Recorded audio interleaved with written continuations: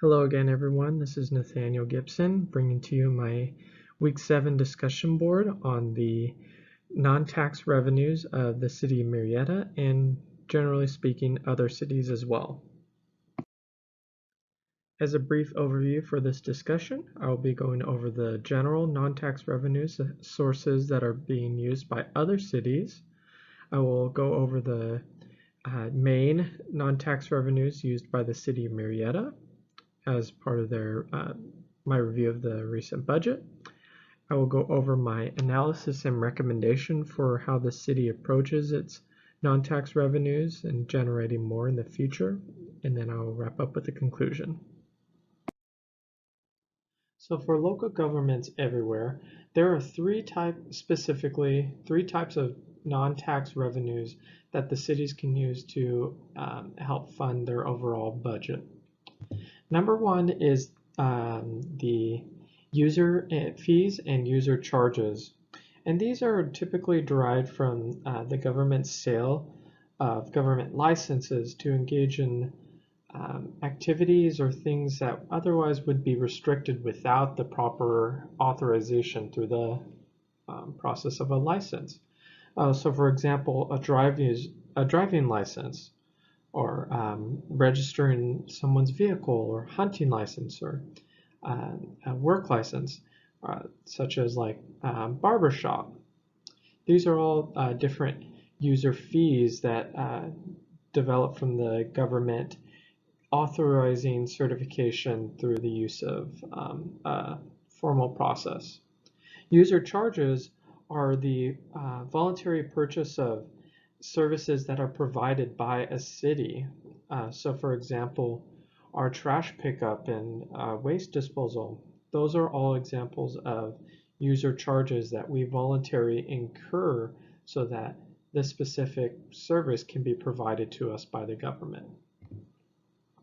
Secondly, there are fiscal monopolies which provide general fund resources to a city.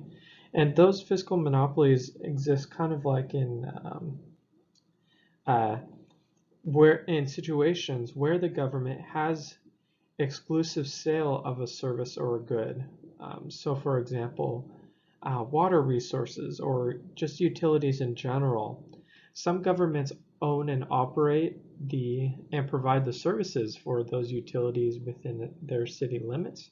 And so that would be considered a fiscal monopoly because the government alone is providing that service to its constituents. And then thirdly is another type of non-tax revenue is the use of grant funds, which are portions of money which are allocated to the local government from the state or federal level and do not need to be repaid. And usually those types of revenue sources are restricted for certain or earmarked for certain purposes, such as community development block grant funds. So the city of Marietta actually utilizes all three of those non-tax revenue sources, and they're split up in different funds that the city has to complete its overall budget. And those show up in the general fund budget, the fire district fund, the community service fund, the library fund, and finally the special revenue fund.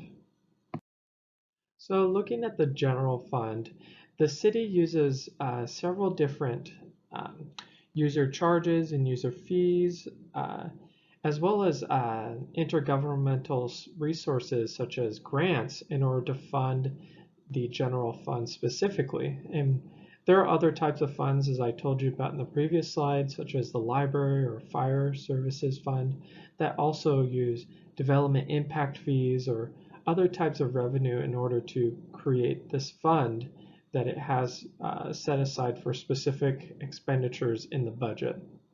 And for example, in the general fund, you see things listed here like licenses and permits, fines and forfeitures, and a couple of other things as well.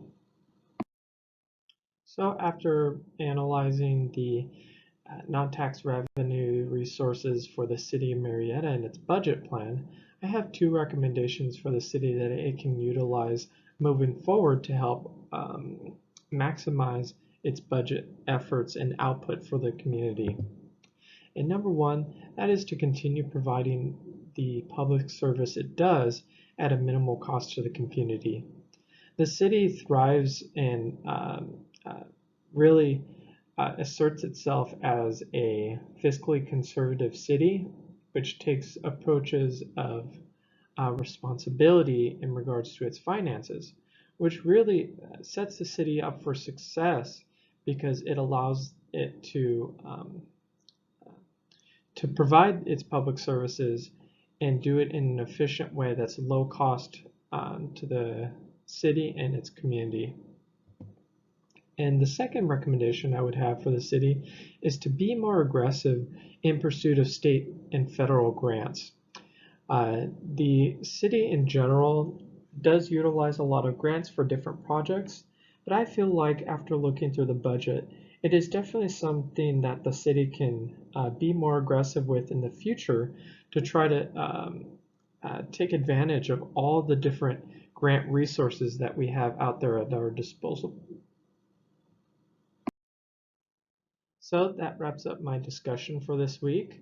As we approach the final week of our class, I just want to let you know I'll be praying for everyone in our last week, and it's really been a pleasure getting to learn alongside you in public finance and budgeting. And wish you all the best in the rest of your program.